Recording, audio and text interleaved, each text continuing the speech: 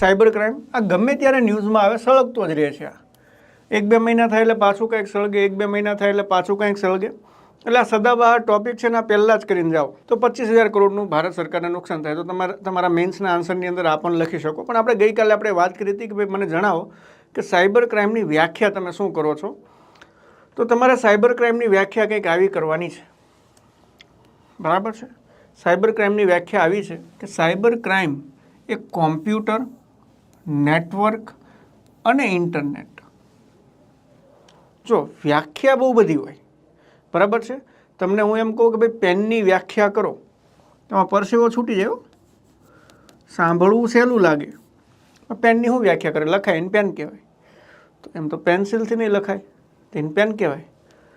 તો તમે કન્ફ્યુઝનમાં આવી જશો. તમે એમ કહેશો કે ભાઈ નહીં, પેન્સિલથી લખાય એને પેન કહેવાય નહીં, ઇંકથી લખાય ને, બરાબર છે, એને પેન કહેવાય.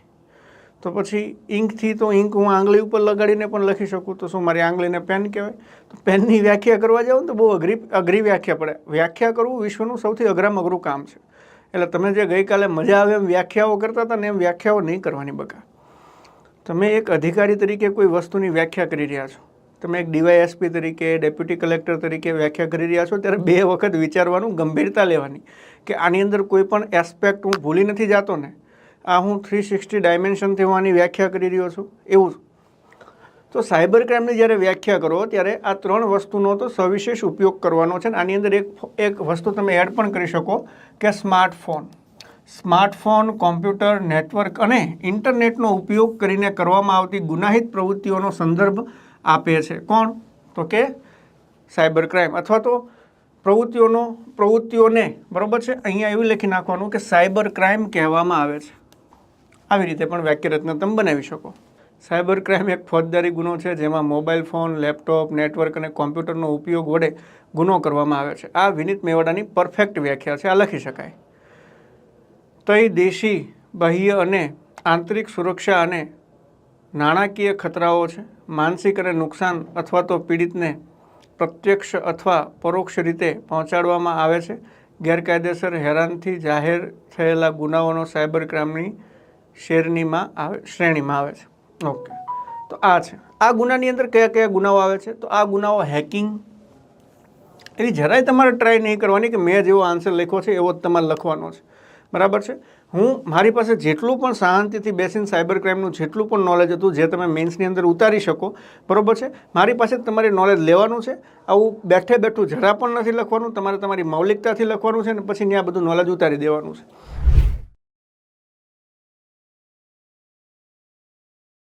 એ લોકોના પહેરવેશ અને એ લોકોની વેશભૂષા પણ આપણે પ્રકાશ પાડીશું. તો શરૂઆત કરીએ હવે આપણે આદિવાસી સ્ત્રીઓના પહેરવેશ. કયા પ્રકારે હોય છે આદિવાસી સ્ત્રીઓનો પહેરવેશ? તો એ લોકો 16 હાથનો સારણો, એ લોકો શું પહેરે? સારણો. હવે આપણે અહીં સારણો એટલે તમારે ટર્મિનોલોજી યાદ રાખવાની. ચણિયો પ્રમાણમાં ખૂબ જ લાંબો હોય, 16 હાથનો સારણો. અને શું કહેવાય? સારણો. ગળાથી લઈને કમર સુધીની એ લોકો પહેરશે ઝુલકી. ઝુલકી ધેટ ઇઝ બ્લાઉઝ. ગળાથી લઈને કમર સુધીની, જો એમની કમર સુધીની બ્લાઉઝ, બ્લાઉઝને શું કહેશું? ઝુલકી. ઓકે, અંગ્રેજી શબ્દ એટલા માટે લખ્યા છે કાઉન્સમાં કારણ કે તમને ખબર પડે. સારણો, ગળાથી લઈને કમર સુધીની ઝુલકી. આ ઉપરાંત સાદલા એટલે કે ચુંદડી. ચુંદડીને શું કહેશું આપણે અહીં? હારલા અથવા તો સાદલા. હારલા અથવા તો સાદલા એટલે કે ચુંદડી. હારલા અથવા તો સાદલા, ચુંદડી. તો આ એમના પહેરવેશ યાદ રાખો. ઓકે, આ બધું નહીં વાંચો, ખાલી આટલું આમને જુઓ. સારણો, ઝુલકી અને હારલા અને સાદલા. ઓકે, સારણો, ઝુલકી, હારલા અને સાદલા. પગમાં એ લોકો કયા કયા પ્રકારના આભૂષણો પહેરશે? તો પગમાં એ લોકો આંગોઠિયા, વીટી જેવી હોય, આંગોઠિયા, વીટી. હાથ પર શું? હાથ પર તોરા, છડા કે જે ચાંદીના બનેલા હોય છે. આદિવાસીમાં સોનાના આભૂષણ કરતાં તમને ચાંદીના આભૂષણ વધારે જોવા મળશે, રાઈટ. હારલા એટલે કે માથા પર ઓઢવાનો રિવાજ છે એમનો. ઓકે, હારલા એટલે કે ચુંદડી માથા પણ ઓઢેલી હોવી જોઈએ. બીજું, પગની આંગળીએ શું પહેરશે? પગની આંગળીએ વીટીઓ, પરંતુ વીટીને એ લોકોની ટ્રાઇબલ ભાષામાં શું કહેવાય? ઓઠિયા. વીટી ધેટ ઇઝ ઓઠિયા. ઓકે, હાથે ચાંદી અથવા તો હાથી દાંતનો બનેલો સૂર. સૂર મતલબ કે ચૂડો. હાથ પર શું ચૂડો, પરંતુ ચૂડાને શું કહેશું? સૂર. કે જે સાનો પહેલા હાથી દાંતનો બનેલો પહેરતા, પરંતુ અત્યારે હાથી દાંત તો તમને ખબર છે કે ઇલીગલ છે. સો અત્યારે હાથી દાંતની જગ્યાએ ચાંદીનો બનેલો હોય અથવા તો પ્લાસ્ટિકનો બનેલો હોય. અને બલિયા, બલિયા, બલૈયા આ અહીં બાંધે. ઓકે, બાવડે, બાવડે શું? બાવડે તમને બલિયા જોવા મળશે, બલૈયા. હા, ગુજરાતમાં અમુક જગ્યાએ સાડીને સાદલો કે, એ તો જિજ્ઞાસાબેન કલ્ચરમાં એવું રહેવાનું. ઓકે, 12 ગામે બોલી જ નથી બદલાતી, બધું બદલાય છે. ચાલો, આ ઉપરાંત હાથ પર કાચની કાવરીઓ પહેરશે. હવે તમે યાદ રાખો, અહીં ટ્રાઇબલમાં બંગડીને શું કહેવાય છે? કાવરી. જો આવી ટર્મિનોલોજી પૂછાય છે, પૂછાઈ ગયેલી છે. ઓકે, બંગડીને શું કહેવાય? બંગડીને કહે છે કાવરી. ખાસ કરીને કાચની બંગડી હોય ને, એ કાચની બંગડીને કહેવામાં આવે કાવરી. મેં તમને કહ્યું મેળાને શું બોલે? તો મેળો નહીં પરંતુ જાત્રા. મેળા માટે કયો શબ્દનો ઉપયોગ થાય? જાત્રા. કહેવાય ને, જાત્રાએ જાય તો મારી માટે કાવરી લેતો આવજે. ઓકે, જાત્રાએ જવાનો હોય તો મારી માટે કાવરી લેતો આવજે. મેં તો તારી માટે જાત્રાથી કાવરી લાવ્યો. ટ્રાઇબલ ભાષામાં મેં તો તારી માટે જાત્રામાંથી કાવરી લાવ્યો, મતલબ કે હું તો તારી માટે મેળામાંથી બંગડીઓ લાવ્યો. તો કાવરી. આ ઉપરાંત ગળામાં ચાંદીનો વારલો, આ પ્રકારે ચાંદીનો વારલો હોય. અને મણકા અને મોતીનું બનેલું કલાત્મક હારિયું, હાર. હારને શું? હારિયું. અને ઝૂલવાળું પાટિયું. આ એમના ટ્રાઇબલ આભૂષણો છે. ટ્રાઇબલ આભૂષણો છે. ગુડ મોર્નિંગ વિપુલભાઈ. કાનમાં ચાંદીના ડોણા અથવા તો દોરણા. ડોણા પણ બોલાય, કેટલાક વિસ્તારમાં આને દોરણા બોલાય છે. ચાંદીના હોય અને પ્રમાણમાં મોટા આવે, આમ નીચે લટકતા હોય. અને તહેવાર દરમિયાન ઝુમડા અથવા તો ઝુમડા. લગ્ન પ્રસંગ દરમિયાન એ લોકો માથા પર ચાંદીનું બનેલું બોરિયું અને દામડી. દામડી એટલે તમને ખબર? તીકો. આ પ્રકારનું દામડી, 3 શેરવાળો તીકો, એને દામડી. અને ચાંદીનું બોરિયું. ઓકે, એક સમયગાળો હતો કે જ્યારે ચાંદીનું બોરિયું બધી જ કોમ્યુનિટીમાં, મહિલાઓમાં ખૂબ જ જાણીતું હતું. ચાંદીનું બોરિયું. અને મેળામાં ખાસ મળતું, તમને ખ્યાલ હોય તો. ચાંદીનું બોરિયું મતલબ કે ક્લિપ આમ માથા પર મારવાની આવે ને, પતંગિયા આકારની આવતી, વિવિધ આકારની આવતી. ઓકે, અંદર નકલી ડાયમંડ હોય. તડકામાં નીકળો તો તમે ચમકે. બહેનોમાં આ બહુ ક્રેઝ હતો બોરિયાનો. સો આપણે ગુજરાતમાં કઈ જ્ઞાતિની નારી કયા કયા પ્રકારના પોશાકો પહેરે, ઓકે, અને એ પોશાકો આપણે યાદ રાખીશું. પરીક્ષામાં પૂછાઈ ગયેલો પ્રશ્ન છે અને પૂછાવાની પૂરેપૂરી સંભાવના છે. ઓકે, જો પેપર ટફ નીકળે તો આમાંથી પરીક્ષામાં પ્રશ્ન આવે છે. ચાલો જ્ઞાતિ પ્રમાણે આપણે વિભાજન કરીએ તો ક્ષત્રિય નારીના પહેરવેશ, મધ્યમ વર્ગની નારીના પહેરવેશ અને પછાત વર્ગની નારીના પહેરવેશ. આપણા ગુજરાતમાં જે રજપૂત ક્ષત્રિય સ્ત્રીઓ છે એમના પહેરવેશમાં તમને વિવિધતા જોવા મળશે. મધ્યમ વર્ગની નારીના પોશાકો અલગ જોવા મળશે અને પછાત વર્ગની નારીના પોશાકો અલગ જોવા મળશે. ચાલો જોઈએ પહેલા સૌરાષ્ટ્રની નારીઓ. ઓકે, આમાંથી પણ દક્ષિણ ગુજરાતમાં નહીં, જે છે ફોકસ આપણો સૌરાષ્ટ્રમાં જ રહેશે, કારણ કે એમના પોશાકો વારે ઘડીએ પૂછાય છે. સૌરાષ્ટ્રમાં મેર, આહિર, ગોહિલવાડ, કોળી, કડબી, ભરવાડ અને કચ્છની નારીઓ. બીજું કે બની શકે આજે, ઓકે, બની શકે આજે આ કોમ્યુનિટીના લોકો આ પ્રકારના પોશાકો ના પહેરતા, જમાના સાથે અપડેટ થવું પડે. પરંતુ કેટલીક કોમ્યુનિટી એવી પણ છે કે એમણે પોતાની સંસ્કૃતિ જાળવી રાખી છે. ઓકે, તો અહીં કોમ્યુનિટી ચલાવું ને તમને એમ થાય કે સાહેબ હું આ કોમ્યુનિટીમાંથી છું, અમે તો આવા પોશાક પહેરતા નથી, તો આ ઘણા બધા સમય પહેલાની વાત છે. જેમ કે આપણા બાપ દાદાઓ નાનાઓ ધોતી પહેરતા, ધોતી પહેરીને કોલેજ જતા. આપણે જઈએ છીએ ધોતી પહેરીને કોલેજ? નહીં જઈએ, રાઈટ? આ એવું છે. ચાલો પહેલા આપણે સૌરાષ્ટ્રની સ્ત્રી જોઈએ, એટલે કે મેર કોમ્યુનિટીની સ્ત્રી, કે જેમણે વર્ષો જૂની એમની પરંપરા આજે પણ જાળવી રાખી છે. કલ્ચર જોવું હોય તો મેર કોમ્યુનિટીની જોવું. મેરના ઘરમાં એક વખત તમે જઈ આવજો. કોઈ છે મેર કોમ્યુનિટીથી આપણા સેશનમાં? ઓકે, મેર કોમ્યુનિટી આપણે ભણી ગયા, એમનું મેર નૃત્ય જાણીતું ચાબખી વાળું.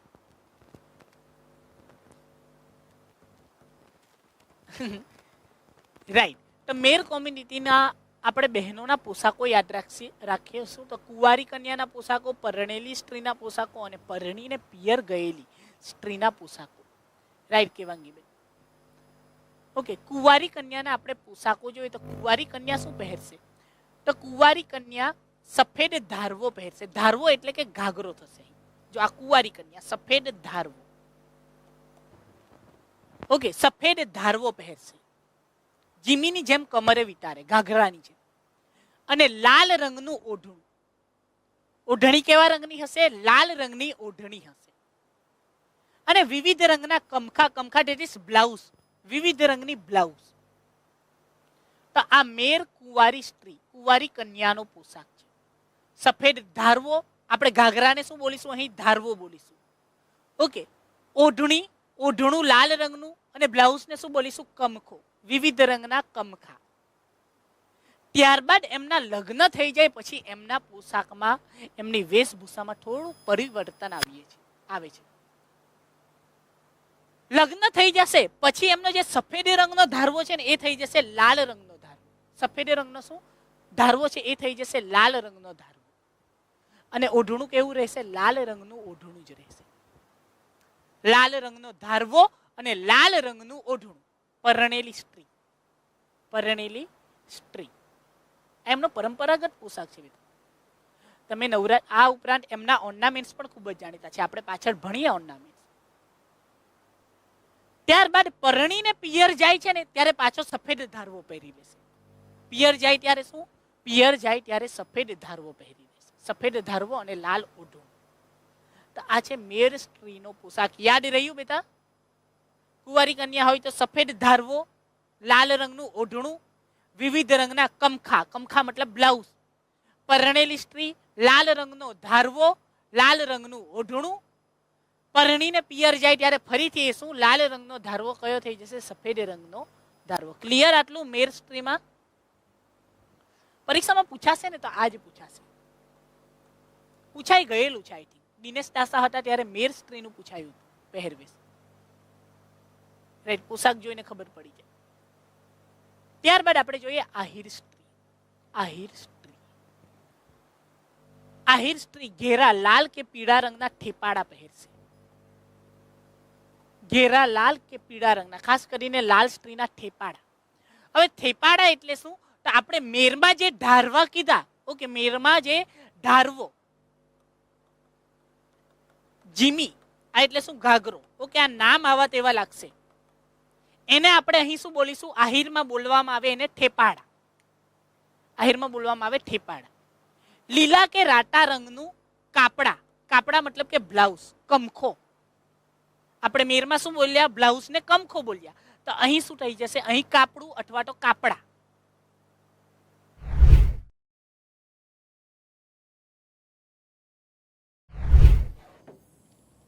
આ પ્રશ્ન તમે અહીંથી કરતા, તમે પ્રીના લેક્ચર હશે ને એમાંથી તમે સારી રીતે લખી શકશો કલ્ચરમાંથી. તો સોલંકી યુગમાં કળા સ્થાપત્ય કયા કયા બાંધકામો બંધાયા? તો બધા જ સોલંકી રાજાઓએ મંદિરો બાંધવાની તથા તેને નિભાવવાની પ્રવૃત્તિમાં ખૂબ જ મહત્વનો ફાળો. ઓકે, અને આ સમયગાળા દરમિયાન જે કંઈ મંદિરો, વાવ બંધાયા એમાંથી ઘણા બધા મંદિરો, વાવ આજે પણ આપણને જોવા મળે છે. ઓકે, જોઈએ આપણે કયા કયા મંદિરો બંધાવ્યા. તો સુણકનું મંદિર. ઓકે, ક્યાં આવેલું છે? સુણક ગામમાં નીલકંઠ મહાદેવનું મંદિર આવેલું છે. સુણક ગામમાં નીલકંઠ મહાદેવનું મંદિર કોના સમયગાળા દરમિયાન બંધાયું હતું? તો 11મી સદી દરમિયાન, ભીમદેવ પહેલાના સમયગાળા દરમિયાન. 11મી સદીમાં ભીમદેવ પહેલાના સમયગાળા દરમિયાન. 11મી સદીમાં ક્યારે? ભીમદેવ પહેલાના સમયગાળા દરમિયાન બંધાયું. આ મંદિર કેવું છે? તો આ મંદિર પૂર્વાભિમુખ છે. પૂર્વાભિમુખ મંદિર છે. મંદિરના ગર્ભગૃહની ફરતે પ્રદક્ષિણા માર્ગ તમને જોવા મળે છે. ઓકે, સૂર્યદેવનું મંદિર હતું, પરંતુ સુણકનું મંદિર નહીં, સોરી.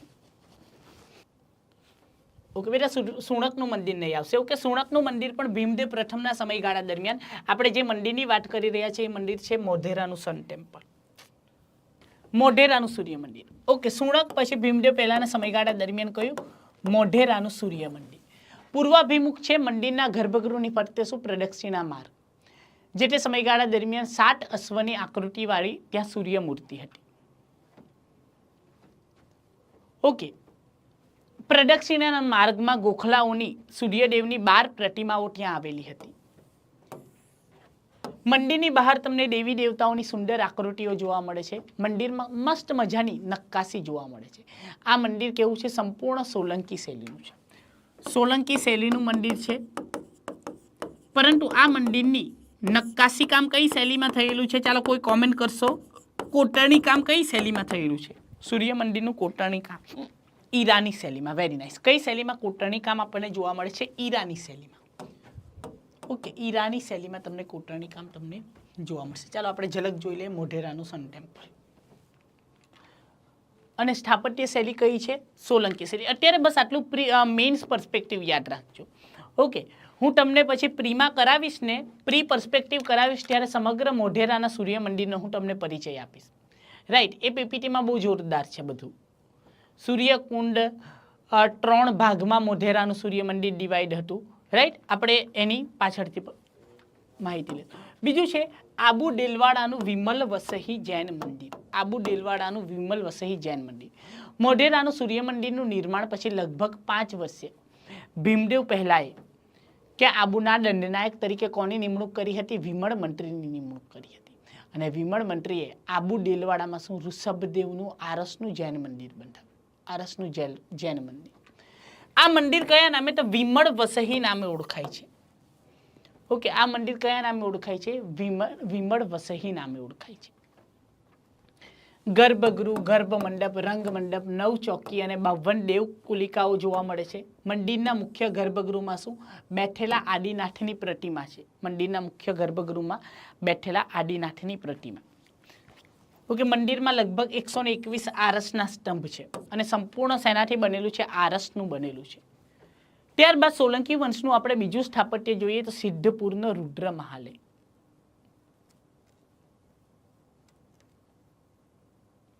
હા જયેશભાઈ, ઓકે, આબુમાં એવા પથ્થરો છે કે જેમાં તમે તડકામાં ઊભા રહો તો પણ શું? ઠંડક પ્રદાન કરે.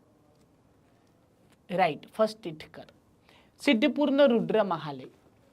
ચાલો કોઈ જણાવશો રુદ્ર મહાલય બાંધવાની શરૂઆત કોણે કરી હતી?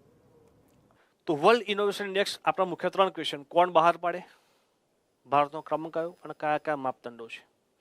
પ્રથમ, કોણ બહાર પાડે? તો બહાર પાડે છે ભાઈ આને વિપો નામની સંસ્થા. આ વિપોને પહેલા આપણે ભણી ચૂકેલા છે જ્યારે આપણે ઉદ્યોગ ક્ષેત્રમાં સૌથી છેલ્લો ટોપિક ભણતા હતા વિવિધ બૌદ્ધિક સંપદા અધિકારો. મેં તમને વિપો વિશે ઘણું બધું કીધું હતું. World intellectual property rights organization વિપો નામની સંસ્થા બહાર પાડે છે, જેનું હેડક્વાર્ટર જીનીવામાં છે. સ્થાપના 1967માં થઈ હતી અને હાલ 193 દેશોના સભ્ય છે. આ ઇન્ડેક્સ વિપો બહાર પાડે છે. ઘણીવાર એ આ કોર્નેલ યુનિવર્સિટીની મદદ લેતી હોય છે. કોર્નેલ યુનિવર્સિટીની પણ મદદ લેતી હોય છે. ભારતનો ક્રમાંક કયો આવેલો છે? તો ભારતનો ક્રમાંક છે 132માંથી 40મો ક્રમાંક આવેલો છે 2022માં. 23માં કયો છે? તો લેટેસ્ટ મેં પીપીટી ખોલી પહેલાં ઇન્ડેક્સ જોઈ લઈએ. લગભગ એમાં ક્રમાંકમાં કોઈ ફેરફાર થયો નથી. ક્રમાંક મે બી એનો એ જ છે. આ ભારતનો ક્રમાંક છે. 2020માં 48મો ક્રમાંક હતો, 21માં 46મો હતો, 2015માં 81મો ક્રમાંક હતો આપણો, અને 2022માં 40મો ક્રમાંક છે. 2023માં પણ આપણો ક્રમાંક છે 40મો જ. લગાતાર છેલ્લા 7 વર્ષે આપણે સુધારો કરી રહ્યા છીએ, પ્રગતિ કરી રહ્યા છીએ. કયા કયા માપદંડો છે? વ્યાપારની સંરચના, બિઝનેસ ઇન્ફ્રાસ્ટ્રક્ચર સોફિસ્ટિકેશન, બજાર સંરચના, માર્કેટ સોફિસ્ટિકેશન, જ્ઞાન અને ટેકનોલોજી, કેટલું જ્ઞાન અને કેટલી ટેકનોલોજી ભારત ધરાવે છે એની વાત છે. માનવ મૂડી અને સંશોધન, કેટલા લોકો આ વસ્તુમાં ઇન્ટરેસ્ટ ધરાવે છે, સંશોધનમાં પોતા કેટલા રજા બચા રહેતા હોય છે. ઇન્ફ્રાસ્ટ્રક્ચર, કે સરકાર તમને કેટલી સુવિધાઓ પૂરી પાડે છે. આ બધું સંશોધન કરવા લેબ, લેબોરેટરી કે અલગ અલગ રિસર્ચ ઇન્સ્ટિટ્યૂટ. અને ઇન્સ્ટિટ્યુશન સંસ્થાઓ તમારા દેશમાં કેટલી એવી સંસ્થાઓ છે જે સ્પેસિફિક સંશોધન સાથે સંકળાયેલી છે. આ લગભગ 6 માપદંડો છે. એના આધારે આ ઇન્ડેક્સ આ બંને સંસ્થાઓ ભેગા થઈને દર વર્ષે બહાર પાડતી હોય છે. લેટેસ્ટ ક્રમાંક ભારતનો છે 132માંથી 140મો. લાસ્ટ યર પણ એનો એ જ ક્રમાંક હતો. લાસ્ટ યર પણ આપણે એનો એ જ ક્રમાંક હતો. પણ જો ઇન્ડિયા ઇનોવેશન ઇન્ડેક્સ પૂછાય છે, આપણે ભણી લીધું છે ઓલરેડી, તો એમાં કોણ આવશે? નીતિ આયોગ આ ઇન્ડેક્સ બહાર પાડે છે. જો ઇન્ડિયા ઇનોવેશન ઇન્ડેક્સ પૂછાય તો આન્સર ઇઝ નીતિ આયોગ. રહેશે એટલી વસ્તુ યાદ? ડન. આ ઇન્ડેક્સમાં ફર્સ્ટ ક્રમાંક સ્વિટ્ઝરલેન્ડ, લાસ્ટ ક્રમાંક ગોયાના છે, આફ્રિકાનો. હવે છેલ્લો ક્રમાંક તો ઠીક છે, પહેલો ક્રમાંક તમારે ખાસ યાદ રાખવાનો છે. મોટાભાગે સ્વિટ્ઝરલેન્ડનો પ્રથમ ક્રમાંક ઘણા વર્ષોથી આવતો હોય છે. આમાં આ ઇન્ડેક્સ પૂછાયો હતો તમારા હમણાં જે મેઇન્સ એક્ઝામ લેવાઈ એમાં ગ્લોબલ જેન્ડર ગેપ રિપોર્ટ અને ગ્લોબલ ઇનોવેશન ઇન્ડેક્સ બંને પૂછાયા હતા 10 માર્ક્સમાં. એટલે આ ઇન્ડેક્સ લગભગ 5 માર્ક્સનો થાય, જેના કહેવાતું હોય છે સ્મોલ ફાઇનાન્સ બેંક, SFB નામ આપવામાં આવતું હોય છે લઘુ નાણાકીય બેંક માટે. પણ 2 સમિતિની ભલામણો સ્વીકારવામાં આવી હતી. એક હતા ના, લોકલ એરિયા બેંકને PSL લાગુ નથી પડતું, કારણ કે પોતે બેંકનો દરજ્જો કોઈ કંપનીને આપવામાં આવતો હોય છે, એટલે નિકિતા પ્રમાણે એમ PSL એને લાગુ પડતું નથી. ઓકે સર, લોકલ એરિયા બેંકમાં કોઓપરેટિવ બેંક આવશે કે ના આવે ને? કોઓપરેટિવ બેંક બારડ ધર્મેશભાઈ આખું અલગ કોઓપરેટિવ બેંકનું કાલે આપણે સેક્શન જોયું હતું ને અહીંયા, કે મધ્યસ્થ બેંક, વાણિજ્ય બેંક, સહકારી બેંક. તો સહકારી બેંક આખું અલગ પોર્શન છે અને વાણિજ્યિક બેંકમાં વિશેષ બેંકો આપણે હાલ ભણી રહ્યા છીએ. તો કઈ રીતના લોકલ એરિયા બેંક એ સહકારી બેંક હોઈ શકે? બિલકુલ ના હોઈ શકે દોસ્ત, બંને અલગ અલગ છે. Local area bank is a type of વાણિજ્યિક બેંક અથવા તો કોમર્શિયલ બેંક, સહકારી બેંક નહીં. ચલો, સ્મોલ ફાઇનાન્સ બેંકની આપણે વાત કરશું. તો અહીંયા જ આવશે ફરીથી એ જ કાકા, નચિકેત મોડ સમિતિની ભલામણના આધારે સ્થાપના કરી અને ઉષા થોરાટ સમિતિની ભલામણને આધારે 10 બેંકોને શરૂઆતમાં 10 બેંકોને લાયસન્સ આપવામાં આવ્યું. સ્મોલ ફાઇનાન્સ બેંક એ જ હેતુ નાણાકીય સમાવેશન. ઓકે, તો એક નવી તમારી નોટમાં આજે બીજી 3 સમિતિ નવી આવી. એક કેલકર સમિતિ, એક નચિકેત મોડ સમિતિ અને ત્રીજા કયા મેડમ આયા? ઉષા થોરાટ મેડમ. આ 3 સમિતિ તમારા નોટબુકમાં એડ કરી દેજો. લઘુ નાણાકીય બેંક અને પેમેન્ટ બેંક બંને માટે એક જ સમિતિ કોમન. કઈ? નચિકેત મોડ સમિતિ, નચિકેતા મોડ સમિતિ. અને એના સમિતિના ભલામણ બાદ એની સ્થાપના થઈ ગઈ. સ્થાપના થયા બાદ શરૂઆતમાં 10 બેંકોને સ્મોલ ફાઇનાન્સ બેંકનો દરજ્જો આપવામાં આવ્યો. એના માટે ઉષા થોરાટ સમિતિની ભલામણો સરકારે સ્વીકારી હતી. આ બંને સમિતિ યાદ રાખજો. લઘુ નાણાકીય બેંક, માની લો કે આપણા 2 મિત્રો, માની લો કે શુભમભાઈ કે નિકુલભાઈને બેંકની સ્થાપના કરવી છે. તો માની લો કે આમાં 3માંથી કોઈ એકને સ્મોલ ફાઇનાન્સ બેંક શરૂ કરવી છે પોતાની, કે Bhavika small finance bank, Shubham small finance bank. તમે અત્યારે પેલું કોઈ જગ્યાએ વાંચતા હશો IPLની એડમાં કે કોઈ પણ જગ્યાએ AU સ્મોલ ફાઇનાન્સ બેંક. તો કોઈ પણ કંપનીને, કોઈ પણ વ્યક્તિને સ્મોલ ફાઇનાન્સ બેંક સ્થાપવી હોય તો એટલું ઇઝી નથી. તમારી પાસે 200 કરોડ રૂપિયા હોવા જરૂરી છે. 200 કરોડનું અહીંયા લખું છું મિનિમમ 200 કરોડનું ભંડોળ હોય તો જ તમે SFB સ્મોલ ફાઇનાન્સ બેંક સ્થાપવા માટે એલિજિબલ છો. 200 કરોડનું ભંડોળ હોવું જરૂરી છે. શરૂઆતના 3 વર્ષ સુધી શાખાનું વિસ્તરણ કરવા આરબીઆઈની પૂર્વ મંજૂરી જરૂરી છે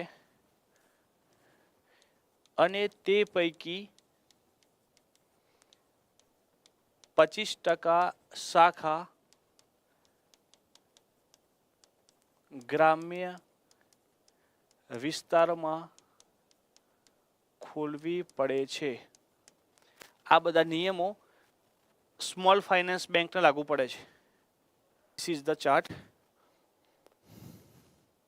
Okay.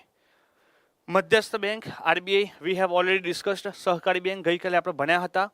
અને આ વાણિજ્યિક બેંકો બારે બાર વાત કરી કોને કહેવાય, ખાનગી બેંકોની વાત કરી, વિદેશી બેંકોની વાત કરી અને વિશેષ બેંકો payment bank, RRB, local area bank અને સ્મોલ ફાઇનાન્સ બેંક ચારે ડિટેલમાં સમજાવી છે. ધેટ મીન્સ કે આ બેંકોનું વર્ગીકરણ મધ્યસ્થ બેંક, બેંક અને નોન બેંક એમાંથી બે સ્તંભ પૂરા થયા. મધ્યસ્થ બેંક અને બેંક આ આખો ભાગ પૂરો થઈ ગયો. હવે વાત કરશું આપણે આ નોન બેંક નાણાકીય સંસ્થા, નોન બેન્કિંગ ફાઇનાન્શિયલ ઇન્સ્ટિટ્યુશનની વાત કરશું. ઓકે. કોઓપરેટિવ ગઈકાલે જ ભણ્યા હતા. આમાં બીજું કે એક્સ્ટ્રા ભણવા જેવું છે જ નહીં. ધનંજયભાઈ ગઈકાલે મેં તમને સમજાવ્યું હતું લાંબા ગાળાની, ટૂંકા ગાળાની, શહેરી, ગ્રામીણ લેવલની, બીજું કંઈ એમાં છે જ નહીં. એનો મુખ્ય ઉદ્દેશ હોય છે સ્પેસિફિક સહકારનો ઓછા વ્યાજ દરે લોન આપવાનો અથવા તો વગર વ્યાજે લોન આપવાનો. એમાં ડિટેલમાં બીજું કંઈ ખાસ પૂછાતું નથી હોતું. આ 5 ડિટેલમાં પણ સમજ્યા છે. આ પ્રમાણે તમે પહેલાં ચાર્ટ દોરો દો કે non banking financial institution NBFI જે છે એનું 3 ક્ષેત્રોમાં વર્ગીકરણ થતું હોય છે. એક આઈફાઈ, પ્રાઇમરી ડીલર અને NBFC. આ 3 નામ યાદ રાખજો. ઓકે.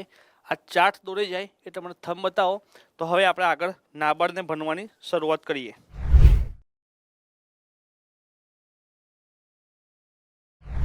તમે સ્પોર્ટ્સ કંપની એના મેનેજર છો. એક અન્ય મોટી ઉત્પાદક કંપની બી સાથે તમારા સ્પેર પાર્ટ્સના ઓર્ડરની ડીલ કરવા માટે મોકલવામાં આવે છે. આ ડીલ ખૂબ જ વેલ્યુએબલ અને મહત્ત્વપૂર્ણ છે. બી કંપનીનો ઓર્ડર પ્રાપ્ત કરવો તમારી કંપની માટે ખૂબ જ મહત્ત્વપૂર્ણ છે. ડિનર ઉપર ડીલ કરવા માટે બી કંપનીના મેનેજરને મળો છો. ડિનર પછી બી કંપનીના તમને હોટલ સુધી ગાડી દ્વારા છોડવા માટે આવે છે. જ્યારે તેમને હોટલ પર મૂકવા માટે આવે છે ત્યારે બી કંપનીના મેનેજર દ્વારા એક મોટરસાઇકલને ટક્કર લાગી જાય છે. મોટરસાઇકલને ટક્કર લાગી જાય છે. તેના પર સવાર ખૂબ જ ગંભીર રીતે ઘાયલ થાય છે. તમે એ વાતથી જાણો છો કે બી કંપનીના મેનેજર દ્વારા અતિ ગતિમાં ગાડી ચલાવવામાં આવી રહી હતી. તેઓ સ્ટીરિંગ ઉપર નિયંત્રણ ગુમાવતા સમગ્ર ઘટના બનેલી છે. આ કયો કેસ કહેવાય? હિટ એન્ડ રનનો કેસ કહેવાય. ભાઈ સલમાન ખાન જેવું થયેલું છે ને, હિટ એન્ડ રન. તમને કોઈને ઠોકી દો છો અને ભાગી જાઓ છો. પછી ઇન્ડિયન એવિડન્સ એક્ટ, ભારતીય પુરાવા અધિનિયમ, અહીંયા આગળ લખી દઉં છું, ભારતીય પુરાવા અધિનિયમ 1872. તમે કોઈ ઘટના જોયેલી હોય તો તમે એમ ના કહી શકો તમે આ વસ્તુ જોયેલી નથી. એવું તમે કબૂલાત કરવા માટે તમે ટાળી ના શકો. તમે કોઈ જગ્યાએ ગુનો થતો જોયેલો છે તેના તમારા એવિડન્સ આપવા પડે, તમારા પોતે જુબાની આપવી પડે. એ માટે તમે બંધાયેલા છો. તમે એ પોતાના કર્તવ્યથી પીછેહટ ના કરી શકો. જો તમે ખબર છે, તમને આ વસ્તુ ખબર છે, આમ છતાં પણ ના પાડો છો તો તમારા જે ભારતીય પુરાવા અધિનિયમ 1872 અંતર્ગત તમારા વિરુદ્ધમાં કાર્યવાહી પણ કરવામાં આવે. આ વ્યક્તિને જાણવા છતાં પણ કોઈ પણ જાતની માહિતી આપતો નથી. કોઈ પણ જાતની માહિતી આપતો નથી. આ સમગ્ર ઘટનાના તમે એકમાત્ર પ્રત્યક્ષ સાક્ષી છો. સમગ્ર જે ઘટના થઈ છે એના તમે એકમાત્ર પ્રત્યક્ષ સાક્ષી છો. આ ઘટનાની તપાસ માટે તપાસ કરતા અધિકારી આવે છે. તમે સડક દુર્ઘટનાના સખત કાનૂનને જાણો છો. ત્યારે જો સાચી હકીકતનું બયાન આપવામાં આવે તો બી કંપનીના મેનેજર પર કેસ ચાલે એમ છે. બી કંપનીના મેનેજર ઉપર કેસ ચાલે એમ છે. જેના પરિણામ સ્વરૂપ કંપની બી સાથેની ડીલ સંકટમાં આવી શકે. તો આ ડીલ તમારી કંપની માટે ખૂબ જ મહત્વપૂર્ણ હશે. તો તમે કઈ રીતે આ દુવિધાનો સામનો કરશો, આ પરિસ્થિતિમાં બાબતમાં તમારી પ્રતિક્રિયા શું હશે એ જણાવો. શું કરશો તમે? ભાઈ આ તો લૂછા થઈ ગયા. તમે જે કંપનીના માલિક જોડે ડીલ કરવા જઈ રહ્યા હતા એ માલિકે તો ભાઈ ઠોકારી દીધી. હાઈ સ્પીડમાં તથ્ય પટેલ જેવું કામ કર્યું. કોના જેવું કામ કર્યું ભાઈ? તથ્ય પટેલ જેવું કામ કર્યું. એટલે ગાડી લઈને ફૂલ સ્પીડમાં જવા દીધી અને સામેવાળાને ભાઈ ઉડાડી દીધા. એટલે મારા ભાઈ આ રીતે ના ઉડારાય. ને એમાં એકમાત્ર સાક્ષી તમે છો ને તમારી જોડે ડીલ કરવા આવ્યું છે, તમે એકમાત્ર સાક્ષી છો. પેલા ન્યાય તો અપાવવો પડશે ને. તેવું કહેશો કે ભાઈ મારા બહુ મોટી ડીલને નુકસાન થાય તો કોઈએ જોયું જ નથી. તમારા જેની જોડે ડીલ થવાની હતી એ મેનેજરે તો ભાઈ ગાડી દ્વારા એક વ્યક્તિને ગંભીર રીતે ઈજાગ્રસ્ત કરી દીધો છે. તમે એકમાત્ર સાક્ષી છો. જો તમે સાક્ષી તરીકે હાજર રહો છો તો સ્વાભાવિક વસ્તુ છે કે ડીલ તમને નહીં મળે, એ કોન્ટ્રાક્ટ તમને નહીં મળે, તમને બહુ જ મોટા કરોડોનો ઇકોનોમિક લોસ થશે. તમારી કંપનીને બહુ જ મોટા કરોડનો ઇકોનોમિક લોસ થશે. તો તમે શું કરશો? દયા કુછ તો ગડબડ હે. છોટા ભીમ કુછ તો બોલો. ભાઈ છોટા ભીમ જલ્દી કહો. હા ઓકે. તો આના પરથી પહેલો કયો સિદ્ધાંત આવે?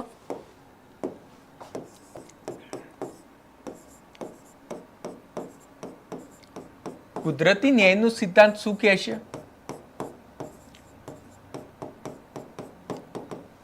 પોતાના ફાયદા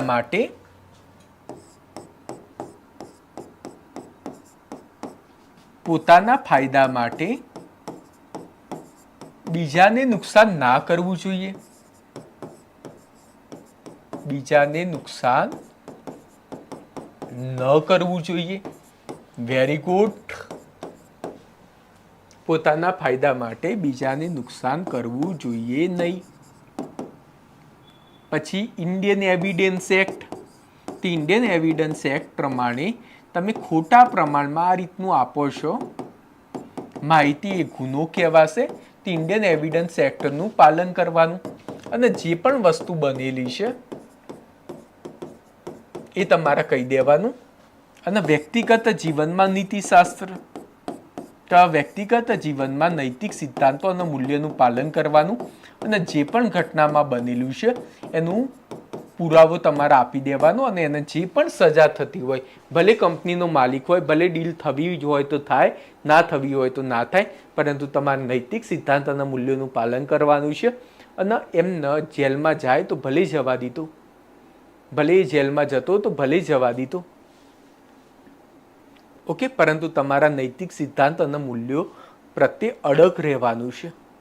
તમારા પોતાના નૈતિક સિદ્ધાંત અને મૂલ્યોમાં કોઈ પણ પ્રકારની આંચ આવી પ્રમાણે વર્તન નથી કરવાનું.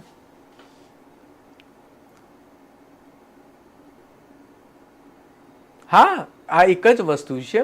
એ તો બેઝિક વસ્તુ છે. માનવતાનો ધર્મ છે કે જે પણ વ્યક્તિ છે એને એક્સિડન્ટ થયું છે તેને તાત્કાલિક ધોરણે હોસ્પિટલ પહોંચાડવાનું છે. એને તાત્કાલિક ધોરણે સારવાર યોગ્ય મળી રહે એના પ્રત્યે ધ્યાન દોરવાનું છે. એ તો માનવતાનો વિષય છે. એ તો તમારે કરવાનું જ છે ભાઈ. એ તો તમારે ભૂલવાનું જ નથી. પહેલું કામ તો એ જ કરવું પડે કે ભાઈ એક્સિડન્ટ થયું હોય તો જે ઘાયલ થયું છે તેમને વળતર મળી રહે, એમના 24 કલાક અંતર્ગત વેરી ગુડ સારા એવા પ્રમાણમાં સુવિધા મળી રહે, જેના કારણે એમની જાન બચાવી શકાય. તો એ તો તમારા કાર્ય કરવાનું જ છે. એને વળતર મળે એ પણ કામ કરવાનું છે. અત્યારનું બહુ મોસ્ટ આઈએમપી પ્રશ્ન છે. અત્યારે યુપીએસસીના ઈ વેસ્ટ પ્રત્યે બહુ લગાવ આવી ગયો છે.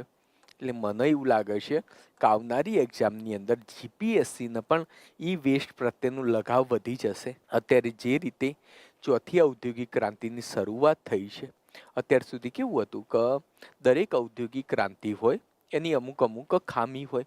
અત્યાર સુધી થર્ડ ઇન્ડસ્ટ્રી, ત્રીજી ઔદ્યોગિક ક્રાંતિ જે પ્રમાણે થઈ હતી તેમાં તમને જોયું હશે કે કાર્બન ડાયોક્સાઇડ હોય એ બધું વધારે પ્રમાણમાં જોવા મળતું હતું.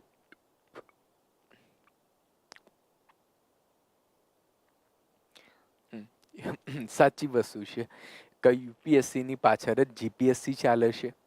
તો અત્યારે તમે જુઓ કે અત્યારે ત્રીજી ઔદ્યોગિક ક્રાંતિ સુધી શું હતું કે આપણે દિવસે ને દિવસે બહુ મોટા પ્રમાણમાં ઉદ્યોગોની સંખ્યાની અંદર ઉદ્યોગો હોય એની પ્રમાણમાં બહુ જ મોટા પ્રમાણમાં વધારો થયો હતો. તેના કારણે જે સમસ્યા સર્જાઈ હતી એ મોસ્ટલી તમે જોતા હશો કે વાયુ પ્રદૂષણ સંબંધિત સમસ્યા બહુ વધારે હતી. જેમ કે કાર્બન ડાયોક્સાઇડનું ઉત્સર્જન, સલ્ફર ડાયોક્સાઇડનું ઉત્સર્જન, નાઇટ્રોજન ડાયોક્સાઇડનું ઉત્સર્જન, આ પ્રકારની સમસ્યા તમને વધારે જોવા મળી હતી. હવે ચોથી ઔદ્યોગિક ક્રાંતિ થઈ છે. આર્ટિફિશિયલ ઇન્ટેલિજન્સ હોય, ડેટા ટેકનોલોજી હોય, અત્યારે આઈટીનો યુગ આવી ગયો છે. તો અત્યારે જે સમસ્યા છે દિવસે ને દિવસે જે મોબાઈલ ફોનની સંખ્યામાં વધારો થયો છે, ઇલેક્ટ્રોનિક સાધનોની સંખ્યાનો વધારો થયો છે. તો અત્યારે ચોથી ઔદ્યોગિક ક્રાંતિમાં સૌથી મેજર આપણી સમક્ષ કોઈ સમસ્યા હોય તો ઈ વેસ્ટ હોય. અત્યારે તમને ખબર હશે કે ઈ વેસ્ટ બેસલ કન્વેન્શન, કોઈએ બેસલ કન્વેન્શન વિશે સાંભળ્યું છે? તો સાંભળ્યું હોય તો મને કોમેન્ટ બોક્સની અંદર જણાવો કે બેસલ કન્વેન્શન શું છે. તો અત્યારે મેજર સમસ્યા તમને કહું કે ઇલેક્ટ્રોનિક વેસ્ટની સમસ્યા એવું છે કે ઇલેક્ટ્રોનિક વેસ્ટ જે પ્રોડક્ટ હોય, ઇલેક્ટ્રોનિક જે વેસ્ટ હોય તે બનાવે છે કોણ? ઇલેક્ટ્રોનિક સાધનો હોય, જેટલા બી આપણા મોબાઈલ છે, લેપટોપ હોય, ફ્રીજ હોય, કોઈ પણ વસ્તુ એ બનાવે છે કોણ? 90% જોશો તે વિકસિત દેશો બનાવે છે. કયા દેશો ભાઈ? વિકસિત દેશો, વિકસિત દેશો, વિકસિત દેશો બનાવે છે. પરંતુ એનું વેચાણ અને વેસ્ટ મેનેજમેન્ટ, એનું વેસ્ટ મેનેજમેન્ટ, ઇલેક્ટ્રોનિક વેસ્ટ હોય એનું મેનેજમેન્ટ અને વેચાણ મુખ્યત્વે કયા દેશોમાં કરતા હોય છે? વિકાસશીલ દેશોમાં કરતા હોય છે. તો આ કેવી વસ્તુ કે તમે પ્રોડ્યુસ તમે પોતાના દેશમાં કરો છો, વિકસિત દેશો હોય, ઇલેક્ટ્રોનિક સાધનો હોય, દરેકે દરેક પ્રોડ્યુસ પોતાના દેશમાં કરે છે. પરંતુ જ્યારે ખરાબ થઈ જાય ત્યારે તમે ઇલેક્ટ્રોનિક વેસ્ટ માટે વિકાસશીલ દેશોના મોટા મોટા ઉદ્યોગપતિ છે એની જોડે તમે કરાર કરો છો. ટનની સંખ્યાની અંદર આખા કન્ટેનર ભરીને ઇલેક્ટ્રોનિક વેસ્ટ હોય એ વિકાસશીલ દેશોમાં મોકલો છો. ને એ ઇલેક્ટ્રોનિક વેસ્ટના કારણે આપણા જે મજૂરો કે જે 100 રૂપિયાના, 200 રૂપિયાના ભાવે 300 રૂપિયાના રોજ ઉપર એવા ફેક્ટરીઓ અથવા એવા કારખાનાની અંદર જોબ કરે છે જેમાં ઇલેક્ટ્રોનિક વેસ્ટ હોય એનું રિસાયકલ થતું હોય, એ બધું થતું હોય. પરંતુ ઇલેક્ટ્રોનિક વેસ્ટની અંદર ભારે ધાતુ હોય. હવે તમે જુઓ, નિકલ હોય, ક્રોમિયમ હોય, લેડ હોય, આવા બધા ભારે ધાતુ જોવા મળતી હોય છે. ને એ ભારે ધાતુના કારણે આપણા મજૂરો હોય છે એમને કેન્સર જેવી સમસ્યા જોવા મળે છે. ને એ બાપરા જોડે કંઈ પૈસા તો હોય નહીં, મજૂરી તો કરતો હોય, ને એમાં પણ એમને કેન્સર જેવી બીમારી થાય તો એને બચાવવા કોણ? ને એ કેન્સર જેવી બીમારીની ઇમ્પેક્ટ એના ઉપર તો પડે છે, પરંતુ એના જે એકમાત્ર સહારો એમના પરિવારનો, એમનું મૃત્યુ થવાના કારણે આખું પરિવાર ગરીબીની પરિસ્થિતિમાં જતું રહેશે. તો આ આપણા માટે એક સોશિયલ સમસ્યા, આપણે સામાજિક સમસ્યા તરીકે પણ જોવા મળતી હોય છે કે તમે ઇલેક્ટ્રોનિક વેસ્ટ માત્ર પોતાના પૈસા કમાવા માટે ભારતની અંદર ઇલેક્ટ્રોનિક વેસ્ટ આ રીતે બહુ મોટા જથ્થામાં મોકલો છો. લાસ્ટમાં નુકસાન તો કોનું થાય છે કે જે બાપરા ખરેખર જેમની જોડે પૈસા જ નથી, જે બાપરા મજૂરી કરે છે, જેમની જોડે કોઈ પણ જાતની સોશિયલ સિક્યુરિટી પણ નથી, કદાચ પોતે મરી જાય તો એમને કોઈ વીમા પણ મળે, એમનો કોઈ વીમો પણ નથી, તો કદાચ એમના બેંકવાળા પૈસા આપે અથવા કંઈ પણ બીમાર પડે તો હેલ્થ ઇન્સ્યોરન્સ પણ નથી એમની જોડે. એવા લોકો છે. તો એવા લોકો જે દિવસે ને દિવસે આપણી પરિસ્થિતિ બહુ ખરાબ બનાવે છે કે આપણું જે યુવા ધન છે કે જે બેરોજગાર છે, જેમની જોડે કોઈ સ્કિલ ડેવલપમેન્ટ બી નથી, તેના ઉપર વધારે ઇમ્પેક્ટ કરે છે. તો એટલા માટે આપણે ઇલેક્ટ્રોનિક વેસ્ટ છે એ આપણા માટે બહુ મહત્વની વસ્તુ છે. એટલે પર્યાવરણ અને માનવ સ્વાસ્થ્ય ઉપર તેની અસરની ચર્ચા કરો. બેસલ સંધિ કરવામાં આવેલી છે. કઈ? બેસલ સંધિ. આનો મુખ્ય ઉદ્દેશ જ એ છે કે જે રીતે વિકસિત દેશોમાંથી વિકાસશીલ દેશોમાં ઇલેક્ટ્રોનિક કચરો આવે છે એને અટકાવવાનું. આ રીતે તમે ઇલેક્ટ્રોનિક કચરો એકબીજા દેશમાં ટ્રાન્સફર ના કરી શકો એ માટે બેસલ કન્વેન્શન કરવામાં આવ્યું છે, પરંતુ આનું કોઈ પણ પ્રકારે પાલન થતું નથી. ઇન્ડિયાની અંદર તમારા જેટલી મેજર આવી શોપ જોવી હોય, કારખાના જોવા હોય તો તમને ઘણી બધી જગ્યાએ જોવા મળશે. વટવા જીઆઈડીસીમાં બી જોવા મળે છે, જીઆઈડીસીમાં જજો તેમાં આ જ વસ્તુ જોવા મળે છે. એટલે ત્યાં આગળ તમે પૂછશો તો તમને કહેશે અમેરિકાથી વેસ્ટ આવ્યા, ચીનથી વેસ્ટ આવ્યા, આવી બધી સમસ્યા જોવા મળે છે. તો આ બહુ મેજર સમસ્યા છે.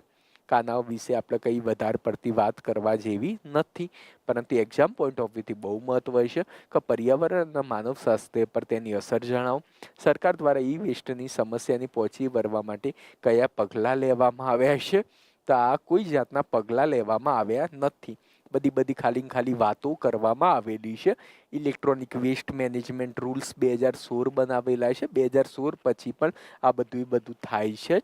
એટલા માટે આપણે કંઈ નહીં, લખવા માટે બધું લખી દેજો. ઈ વેસ્ટ એટલે શું? મોસ્ટલી બધાને તકલીફ શું થાય છે કે નીતિશાસ્ત્ર અને નૈતિકતા વચ્ચેનો ભેદ જ ખબર નથી. આખી એથિક્સની વાર્તા પૂરી થઈ જાય ને નીતિશાસ્ત્ર અને નૈતિકતા, એથિક્સ અને મોરાલિટી વચ્ચે તફાવત શું છે? દેખો,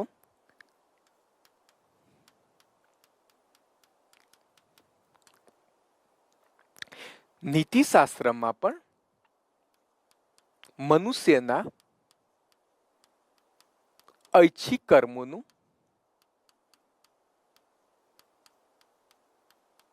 મૂલ્યાંકન કરવામાં આવે છે.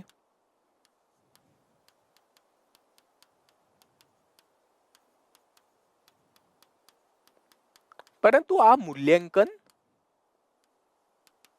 બાહ્ય માનાંકોના આધારે કરવામાં આવે છે. આ મૂલ્યાંકન શેના આધારે કરવામાં આવે છે? બાહ્ય માનાંકો. બાહ્ય માનાંકો એટલે શું? સમાજના નીતિ નિયમો,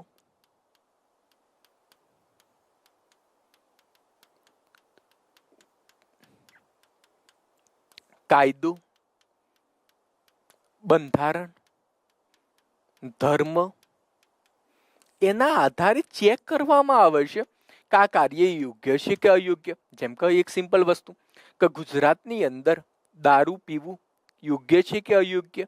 સમજો કે તમારો મિત્ર ગુજરાતની અંદર દારૂ પીવે છે, તો એ નીતિશાસ્ત્ર અંતર્ગત ચેક કેવી રીતે કરાવી શકાય? તો આપણે બાહ્ય માનાંકોના આધારે જોઈએ. બાહ્ય માનાંકોમાં શું ગુજરાતના સમાજના નીતિ નિયમો શું કહે છે, ગુજરાતનો કાયદો શું કહે છે? તો આપણા સમાજના નીતિ નિયમો એવું કહે છે કે ગુજરાતની અંદર દારૂ પીવું એલાઉડ નથી.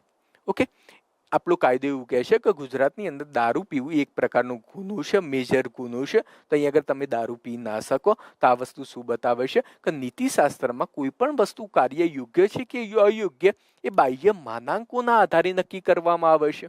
બાહ્ય માનાંકોના આધારે નક્કી કરવામાં આવે છે. જ્યારે નૈતિકતામાં મનુષ્યના ઐચ્છિક કર્મો, મનુષ્ય પોતાની જે ઈચ્છાથી મનુષ્યના ઐચ્છિક કર્મોનું મૂલ્યાંકન આંતરિક માનાંકોના આધારે કરવામાં આવે છે. આંતરિક માનાંકોના આધારે કરવામાં આવે છે. આંતરિક માનાંક એટલે શું? પોતાના અંતરાત્માના અવાજના આધારે નક્કી કરવામાં આવે છે. અંતરાત્માના અવાજના આધારે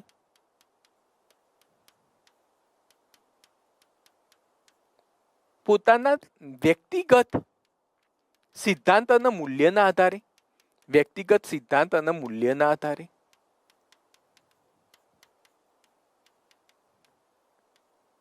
સમજો કે આ જ વસ્તુ આપણે દારૂની જ વાત કરીએ તો કદાચ તમે ફોરેન કન્ટ્રીમાં રહો છો, ત્યાં આગળ દારૂની પરમિશન છે, પરંતુ તમારો અંતરાત્માનો અવાજ એવું કહે છે, તમારો અંતરાત્માનો અવાજ તમારા વ્યક્તિગત સિદ્ધાંત અને મૂલ્ય એવું કહે છે કે ભાઈ દારૂ યોગ્ય નથી. તે મૂલ્યાંકનના આધારે કરવામાં આવે છે.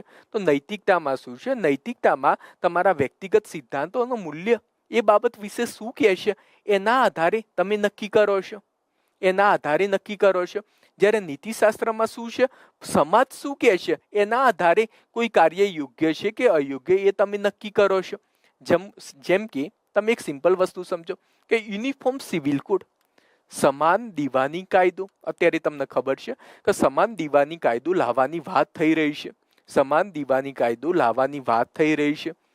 તો એમાં બે પક્ષ હશે કે અત્યારે બાહ્ય માનાંકોના આધારે આપણે ચેક કરીએ તો અત્યારે આપણા દેશની અંદર યુનિફોર્મ સિવિલ કોડ લાગુ નથી. આખા સમગ્ર દેશની વાત કરીએ તો હજી સુધી આપણા દેશની અંદર યુનિફોર્મ સિવિલ કોડ લાગુ કરવામાં આવ્યો નથી. તાનો મતલબ શું થાય કે હજી સુધી આપણા સમાજના જે નીતિ નિયમો, જે કાયદો છે એ હજી સુધી એને વેલિડ નથી ગણ્યો, યોગ્ય નથી ગણ્યો. પરંતુ કદાચ તમારે એવું બની શકે કે તમારા વ્યક્તિગત સિદ્ધાંતો અને મૂલ્યો એવું કહેતા હોય, તમારા વ્યક્તિગત સિદ્ધાંતો અને મૂલ્યો એવું કહેતા હોય કે યુનિફોર્મ સિવિલ કોડ યોગ્ય છે. તો તમારી નૈતિકતા શું કહે છે કે યુનિફોર્મ સિવિલ કોડ યોગ્ય છે. તો નૈતિકતાની અંદર તમે કોના આધારે કોઈ ઘટનાનું ચેક કરશો? પોતાના અંતરાત્માનો અવાજ શું કહે છે એના આધારે ચેક કરશો. જ્યારે નીતિશાસ્ત્રમાં કોઈ કાર્ય યોગ્ય છે કે અયોગ્ય એ બાહ્ય માનાંકોના આધારે ચેક કરવાનું છે, બાહ્ય માનાંકોના આધારે ચેક કરવાનું છે. ઓકે, હવે તમને ખબર છે કે ગાયનું મીટ, ગાયનું માંસ, તો હવે ગાયનું માંસ એ ગુજરાતની અંદર ખાવું યોગ્ય છે કે અયોગ્ય? તો ગુજરાતના બાહ્ય માનાંકો શું કહે છે કે ભાઈ ગાયનું માંસ ગુજરાતની અંદર ખાવું યોગ્ય નથી. ને તમારો વ્યક્તિગત શું મંતવ્ય છે? તો તમારો વ્યક્તિગત મંતવ્ય પણ એવું છે કે ભાઈ ગાયનું માંસ ખાવું યોગ્ય નથી. તો આ બંને યોગ્ય. તો તમે વ્યક્તિગત મંતવ્યના આધારે કોઈ નિર્ણય લો છો, તમારી નૈતિકતા કહેવાય. જ્યારે તમે બાહ્ય માનાંકના આધારે કોઈ વસ્તુ નક્કી કરો છો કે આ વસ્તુ યોગ્ય છે કે અયોગ્ય, તે શું કહેવાય? તમારું નીતિશાસ્ત્ર કહેવાય. પરંતુ કોઈ વસ્તુ અયોગ્ય છે કે અયોગ્ય એ તમારા અંતરાત્માના અવાજના આધારે નક્કી કરો છો, તેને શું કહેવાય? નૈતિકતા કહેવામાં આવે છે. ઓકે, એટલે એમ કહી શકાય કે નૈતિકતાની અંદર વ્યક્તિગત સિદ્ધાંતો અને મૂલ્યોનું મહત્વ રહેલું છે. જ્યારે નીતિશાસ્ત્રની અંદર બાહ્ય માનાંકો, સમાજના નીતિ નિયમો, સમાજનો કાયદો, સમાજનું બંધારણ, સમાજનું ચરિત્ર, સમાજના પુસ્તકો, ધર્મ શું કહે છે એના આધારે નિર્ણય લેવામાં આવતા હોય છે. ઓકે, તો નીતિશાસ્ત્ર અને નૈતિકતામાં બંનેમાં ભેદ છે.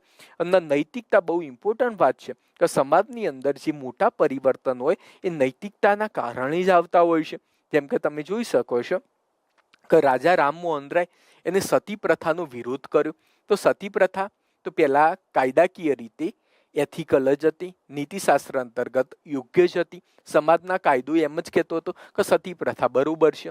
પરંતુ જ્યારે રાજા રામમોહન રાયને એવું લાગ્યું કે ભાઈ સતી પ્રથાનો જે કાયદો છે એ ખરેખર અન્યાયી છે, મહિલાઓની સ્વતંત્રતાનું હનન કરે છે, આવા અન્યાયી કાયદાનો ભંગ થવો જોઈએ, આવો અન્યાયી કાયદો ના રહેવો જોઈએ.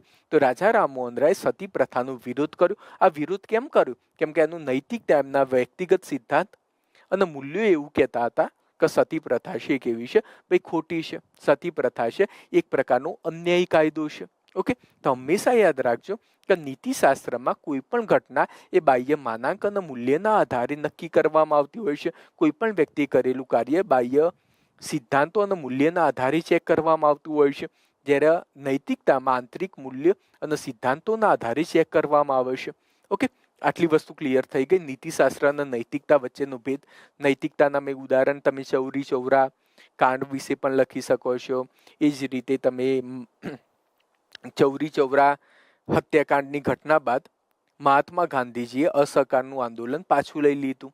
તે પણ શેનું ઉદાહરણ કહેવાય? નૈતિકતાનું ઉદાહરણ કહેવાય. કે એમને પોતાની બધા લોકોએ ભલે વિરોધ કર્યો હતો કે ભાઈ આ વસ્તુ ખોટી છે, તમે અત્યારે આંદોલન પાછું ના લો, આમ છતાં પણ ગાંધીજીએ પાછું લીધું હતું. તે શેનું ઉદાહરણ કહેવાય? ભાઈ નૈતિકતાનું ઉદાહરણ કહેવાય. ઓકે, તો આટલી વસ્તુ ક્લિયર થાય છે દરેકને? આટલી વસ્તુ તમને ક્લિયર થાય છે કે નીતિશાસ્ત્ર અને નૈતિકતા વચ્ચેનો ભેદ શું છે?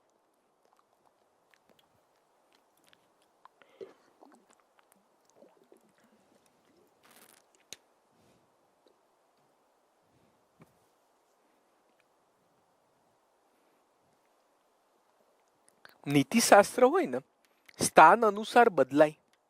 તમે પાકિસ્તાનમાં જાઓ તો પાકિસ્તાનના બાહ્ય માનાંકો અલગ હોય, કાયદો અલગ હોય, તો નીતિશાસ્ત્ર અલગ હોય.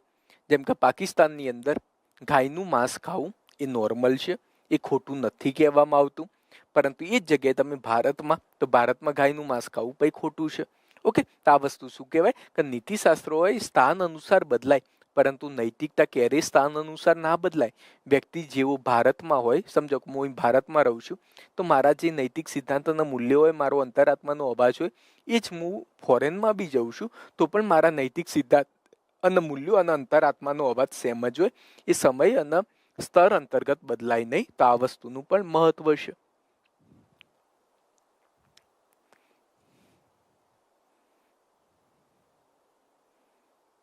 બંધારણ નિર્જીવ દસ્તાવેજ કેમ છે? કેમ કે એ લેખિત કાયદાનો સિદ્ધાંત જ હોય. બંધારણની નૈતિકતામાં બંધારણના આદેશ, મૂલ્ય અને સિદ્ધાંતોનું પાલન કરીએ તો જ આપણા દેશને શ્રેષ્ઠ બનાવી શકીશું. ભારતમાં સંવૈધાનિક નૈતિકતા છે, એના ઉદાહરણ કયા છે? કે સંવૈધાનિક નૈતિકતાનું ઉદાહરણ કયું છે? તો સબરીમાલા મંદિરની અંદર મુસ્લિમ મહિલાઓને પ્રવેશ આપવામાં આવે, પુટ્ટાસ્વામી કેસની અંદર રાઇટ ટુ પ્રાઇવસીનો અધિકાર આપવામાં આવ્યો, આદિવાસીને ભૂમિનો અધિકાર આપવામાં આવ્યો, મુસ્લિમ મહિલાનો અધિકાર આપવામાં આવ્યો, પ્રદૂષણ દૂર કરવાની વાત કરી, ઇન્ટરનેટ શટડાઉન ના કરી શકાય એની વાત કરી. તો આ બધા શું છે કે બંધારણની નૈતિકતા લોકોના સ્વતંત્રતા માટે, લોકોને વ્યક્તિગત સ્વાતંત્રતા મળે એ માટે આ દરેક કેસો છે કે જે સુપ્રીમ કોર્ટે ચુકાદા આપેલા છે. તો ત્યારે જ બંધારણ સજીવ બનશે કે જ્યારે એના રિલેટેડ યોગ્ય કાર્યવાહી થાય. તો આ કેસ એવા છે કે જે આપણને બતાવે છે કે આપણા દેશની અંદર આજે પણ બંધારણીય નૈતિકતા જીવિત છે. આજે પણ મહિલાઓનો અધિકાર મળે છે, આજે પણ આદિવાસીઓનો અધિકાર મળે છે, આજે પણ બાળકોનો અધિકાર મળે છે, આજે પણ મુસ્લિમ મહિલાનો અધિકાર મળે છે. એ બંધારણીય નૈતિકતા દ્વારા આપણે સિદ્ધ કરી શકીએ છીએ. ઓકે, અહીંયા આગળ દરેક લખ્યા છે. હવે અહીંયા આગળ દરેક કેસ આપેલા છે. એક્ઝામ માટે બહુ આઈએમપી છે કે જે તમે યાદ રાખજો.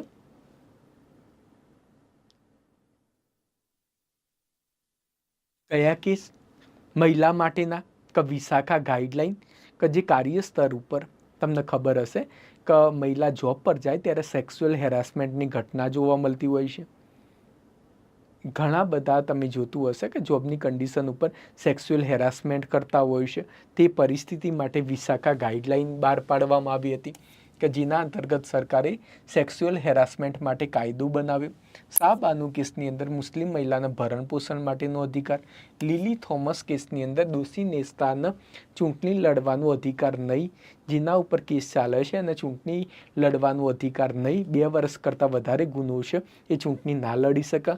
ટ્રાન્સજેન્ડરના અધિકાર આપવામાં આવ્યા. સબરીમાલામાં મંદિરમાં પ્રવેશ, સાયરા બાનોમાં ટ્રિપલ તલાક, ઇન્દિરા જયસી કેસમાં માતૃત્વ અવકાશ મળવું જોઈએ એ ચુકાદો આપે, ઇન્દિરા શાહની કેસમાં મહિલાના આરક્ષણ આપવાની વાત. ઓકે, તો આ બધા કેસ યાદ રાખજો. બાળકો માટે ટેમ્સી મહેતા કેસની અંદર બાળ શ્રમ ઉપર રોકની વાત કરી, અનુજ ગુપ્તા કેસમાં બાળકોને ફ્રી શિક્ષણમાં આપવાની વાત કરી, મદર કેસની અંદર 18 વર્ષ પછી જ લગ્ન કરવા જોઈએ, સંતોષ યાદવ કેસમાં આંતરમાળખાકીય સુવિધા, સ્કૂલની કન્ડિશન સારી હોવી જોઈએ એની વાત કરવામાં આવી. એક સિમ્પલ વસ્તુ વિચારો કે આપણા બંધારણની અંદર દરેક જોગવાઈ કરવામાં જ આવેલી છે, પરંતુ એ ખરેખર મળતી નથી. એટલા માટે લોકો, આપણા જેવા કોઈ લોકો એ સુપ્રીમ કોર્ટ જોડે ગયા હોય ને સુપ્રીમ કોર્ટે ચુકાદો આપ્યો. તમે એક વસ્તુ વિચાર કરો કે આપણા બંધારણની અંદર એવી જ વાત કરેલી છે કે મહિલાઓની સુરક્ષા જળવાવી જોઈએ, પરંતુ મહિલાઓની સુરક્ષા તો નથી જળવાતી. યૌન ઉત્પીડન થતું હતું, કાર્યસ્થળ ઉપર મહિલાઓને હેરાન કરવામાં આવતા હતા. તે એના માટે આપણા જેવા કોઈ વ્યક્તિ સુપ્રીમ કોર્ટમાં ગયા હશે, તો વિશાખા હતા તો વિશાખા કરી એ પોતે ગયા અને એના અંતર્ગત ચુકાદો મળ્યો. એટલા માટે આ સિદ્ધાંત આવ્યા છે બહાર. તો આ એટલા માટે આ બહુ ઇમ્પોર્ટન્ટ કોન્સેપ્ટ છે.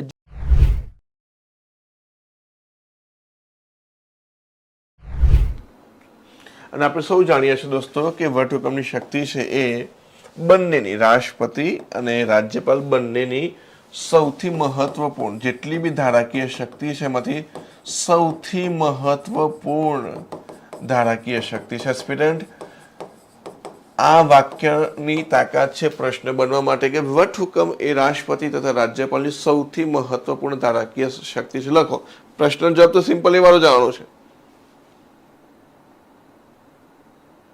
હે ને? બિલકુલ. હા, એક્સપિરિયન્સ વગર ડિસ્ટ્રિક્ટ સંભાળી શકાય પણ પોલીસ સ્ટેશન ના સંભાળી શકાય.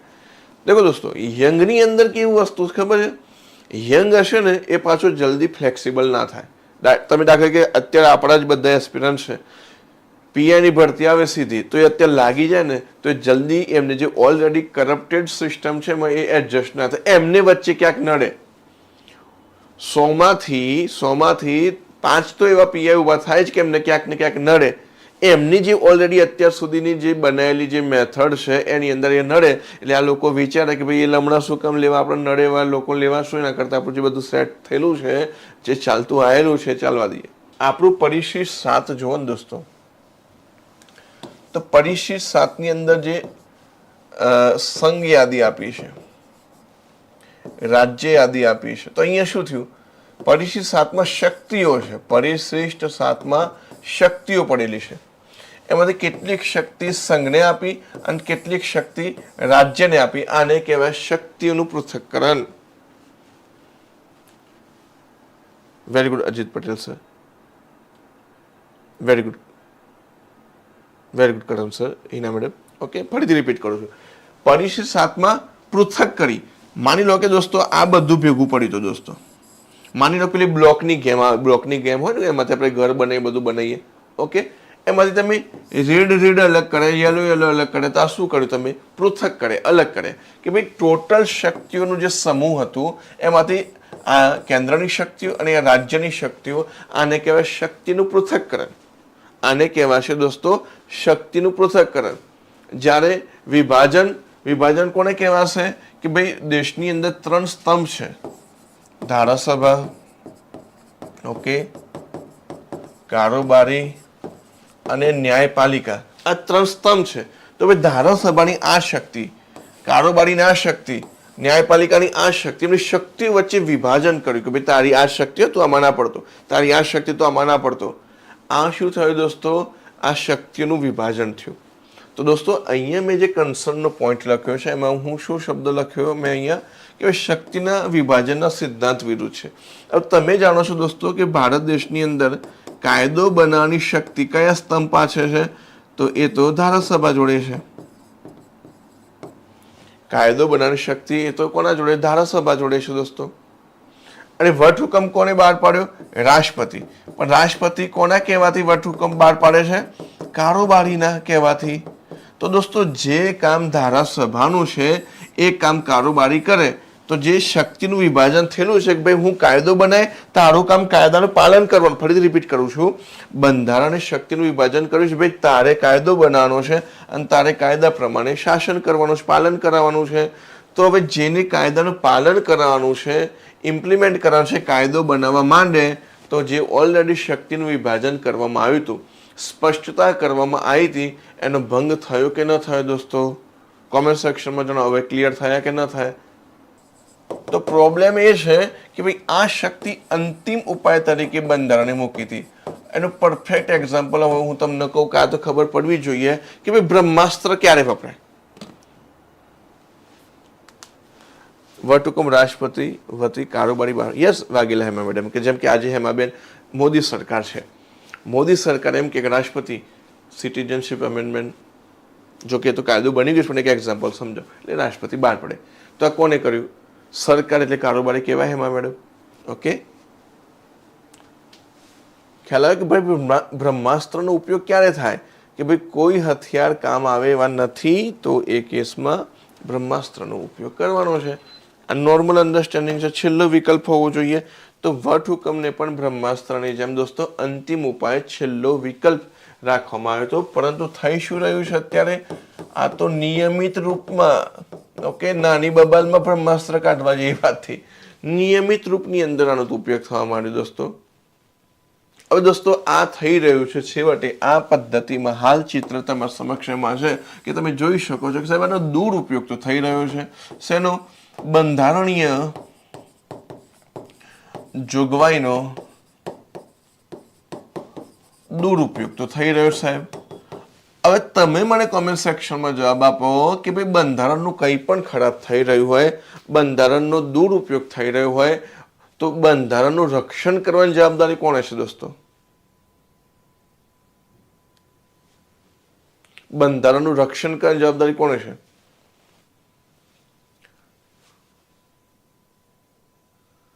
Yes ma'am.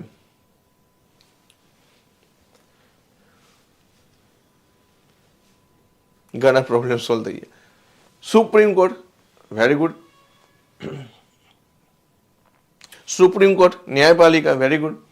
તો હવે એના વિશે વાત કરીશું એટલે તમારો પરફેક્ટ એકદમ કન્ટેન્ટફુલ રિલેવન્ટ જવાબ તૈયાર થઈ જાય દોસ્તો. ઓકે, બિલકુલ. હા, ના દેખો, ફંડામેન્ટલ રાઇટ વટહુકમથી દૂર ના થાય, યાદ રાખજો. જેમ કાયદાથી ના થાય એનાથી પણ ના થાય, યાદ રાખવાનું છે. ઓકે,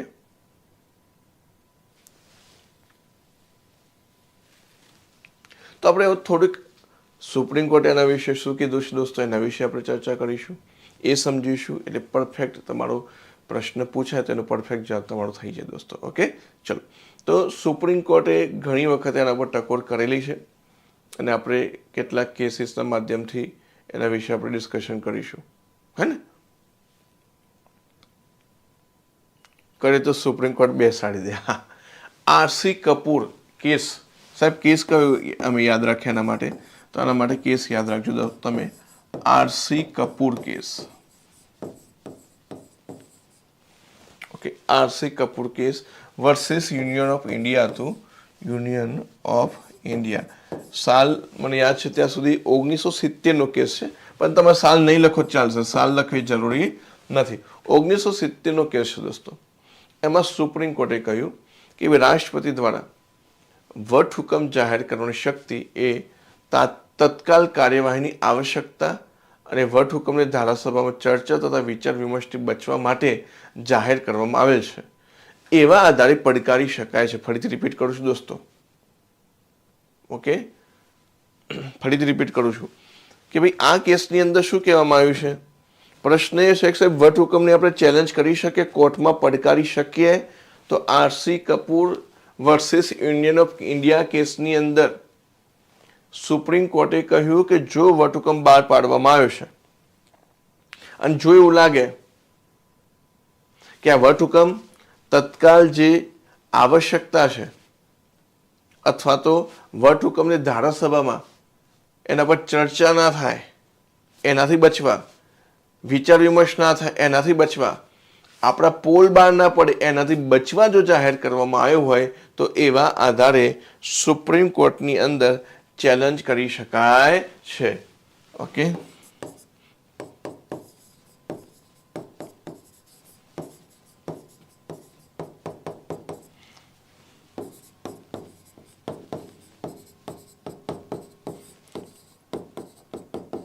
સુપ્રીમ કોર્ટમાં પડકારી શકાય છે. આ પહેલું તમે પોઈન્ટ સમજી ગયા હવે કે વટહુકમમાં શું થઈ શકે, શું ના થઈ શકે દોસ્તો. ઓકે, પછી એક વાઘવા કેસ છે, ડીસી વાઘવા, બીજો કેસ.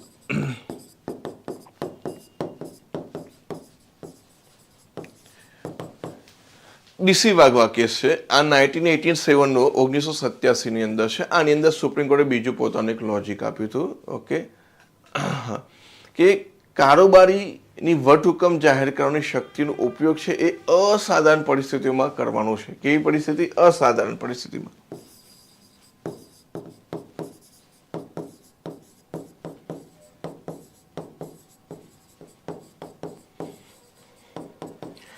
અસાધારણ પરિસ્થિતિઓમાં જ આનો ઉપયોગ કરવાનો છે દોસ્તો, નહીં કે ધારાસભાના કાયદાના નિર્માણના એક ઓપ્શન તરીકે, વિકલ્પ તરીકે. આ બીજો કેસ યાદ રાખવાનો છે. ઓકે, પછી ત્રીજો કેસ આના સાથે જોડાયેલો છે, કૃષ્ણ કુમારસિંહ. આપણે ભાવનગર વાળા નહીં હો દોસ્તો, કૃષ્ણ કુમારસિંહ. આ પણ બિહારનો જ કેસ છે. બંને કેસ હતા બિહારના હતા, કારણ કે સૌથી વધારે દુરુપયોગ બિહારમાં થયો હતો એટલે બંને કેસ બિહારના છે. આ પણ બિહારનો છે. વાઘવા કેસ પણ બિહારનો છે. કૃષ્ણકુમારસિંહ કેસ પણ મતલબ કે બિહારનો કેસ છે. તો આની અંદર દોસ્તો સર્વોચ્ચ ન્યાયાલય કયો? તમને એમ થાય કે સાહેબ બિહારનો કેસ છે તો બિહાર હાઈકોર્ટ કેમ નથી બોલતા, સર્વોચ્ચ ન્યાયાલય કેમ બોલો છો? કારણ કે છેલ્લું ઇન્ટરપ્રિટેશન સર્વોચ્ચ ન્યાયાલયમાં ગયું છે. ઓકે, એ કેસ છેલ્લે ક્યાં ગયો? સુપ્રીમ કોર્ટમાં ગયો છે ઇન્ટરપ્રિટેશનના નામ. એટલા માટે હું સુપ્રીમ કોર્ટનું નામ લઉં છું એસ્પિરન્ટ. ઓકે, તો આની અંદર સુપ્રીમ કોર્ટે કહ્યું કે ભાઈ વટહુકમ જાહેર કરવાનો અધિકાર એ નિરપેક્ષ નથી.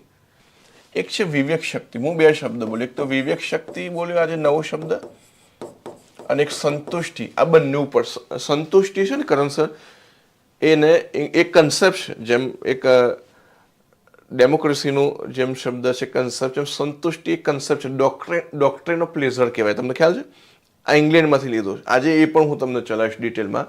જીપીએસસી કદાચ એ લેવલનું પૂછે ના પૂછે એ મને નથી ખબર, પણ આજે આપણે એ લેવલ વિશે પણ ડિસ્કશન કરીશું. તો દોસ્તો, વિવેકાધીન શક્તિ આપણે અત્યાર સુધી ચર્ચા કરી છે.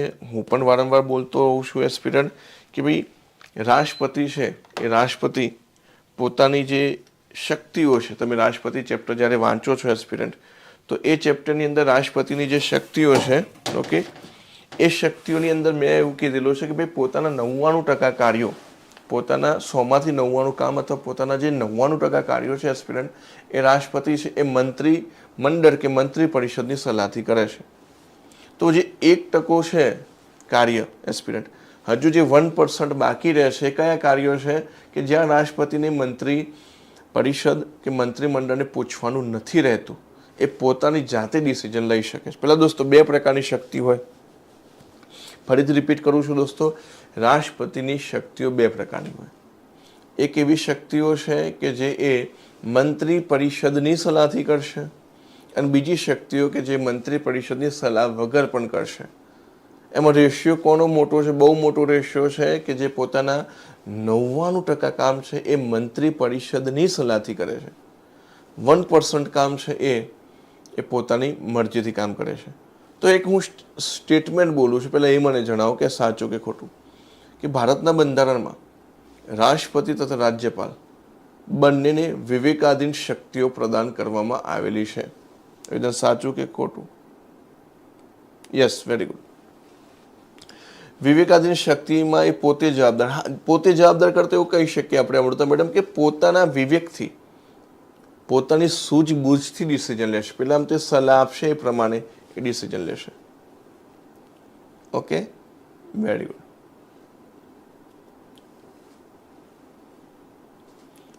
એટલે હવે હું જે ડિસ્કશન કરતો હતો એ બંનેને લાગુ પડે છે. ભારત દેશમાં દોસ્તો રાષ્ટ્રપતિ અને રાજ્યપાલ, ઓકે, ચલો સમજાવું તમને. બહુ જ અગત્યનું પોઈન્ટ છે, બહુ મસ્ત રીતે આપણે સમજીએ છીએ. વિવેક શક્તિ અથવા વિવેકાધીન શક્તિઓ છે દોસ્તો. વિવેક શક્તિ શબ્દ ના બોલે મારે, એ અપમાન થઈ જાય.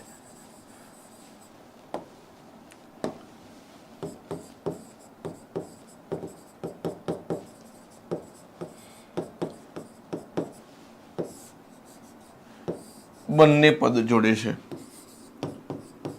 રાષ્ટ્રપતિ જોડે પણ છે અને રાજ્યની અંદર દોસ્તો રાજ્યપાલ જોડે પણ છે. ઓકે, રાષ્ટ્રપતિ જોડે પણ છે, રાજ્યપાલ જોડે છે. વિવેકાધીન શક્તિ એ શક્તિઓ છે કે જેમાં રાજ્યપાલ અને રાષ્ટ્રપતિને મંત્રી પરિષદ કે મંત્રીમંડળની સલાહ લેવાની જરૂર નથી. એવું કોઈ કાર્ય કરવા માટે એમને બંનેની સલાહ માનવા બાધ્ય નથી. એને કહેવાય એની વિવેકાધીન શક્તિ. પણ હવે હું તમને એમ પ્રશ્ન પૂછું દોસ્તો, આ બંનેમાંથી કોના જોડે વધારે વિવેકાધીન શક્તિઓ છે? તો શું જવાબ આપશો તમે? યસ કૃપા મેડમ. એટલા માટે જ મેં ચલાવ્યું આજે. સાહેબ રાષ્ટ્રપતિનું તો છે જ, પણ રાજ્યપાલને પણ છે, એવું કૃપા મેડમનો પ્રશ્ન છે. એના વિશે હું ડિટેલમાં સમજાવીશ. રાષ્ટ્રપતિ, વેરી ગુડ, રાષ્ટ્રપતિ. ચલો, સ્ટેપ નંબર 1 કે તમે પહેલા એ એક્સેપ્ટ કરો છો કે ભાઈ બંને જોડે તો છે જ, બંને જોડે વિવેકાધીન શક્તિ છે. પછી બીજો પ્રશ્ન છે કે કોના જોડે વધારે છે? તો બધા રાષ્ટ્રપતિ કહી રહ્યા છે. કરણ સર એકલા કહે છે કે સાહેબ રાજ્યપાલ જોડે છે. ઓકે, તો એનો મતલબ આપણે ઘણું શીખવાનું બાકી છે દોસ્તો. તો યાદ રાખજો દોસ્તો, વિવેકાધીન શક્તિ રાજ્યપાલ જોડે વધારે છે. વિવેકાધીન શક્તિ રાજ્યપાલ જોડે છે. અને એક વખત યુપીએસસી આ પ્રશ્ન પૂછ્યો છે, ફરીથી રિપીટ કરું છું દોસ્તો. ઓકે, 99% વિદ્યાર્થીઓ જવાબ આપ્યો રાષ્ટ્રપતિ, પરંતુ વધારે શક્તિ રાજ્યપાલ જોડે છે. અને આનો પ્રશ્ન છે દોસ્તો, રાજ્યના રાજ્યપાલ ભારતના રાષ્ટ્રપતિ કરતાં વધુ વિવેકાધીન સત્તા ભોગવે છે. દિલ્હીની જેટલી પણ ઇન્સ્ટિટ્યુશન હોય છે દોસ્તો, એમને જે પોલિટી માટેની જે ટેસ્ટ સિરીઝ હોય, પોલિટી માટે એ જે મેન્સની તૈયારી કરતા એમના પ્રશ્નો હોય, એમાં આ પ્રશ્ન એમનો ફેવરેટ હોય.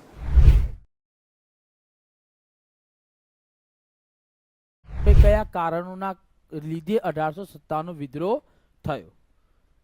પછી આપણે જોઈશું નિષ્ફળતાના કારણો.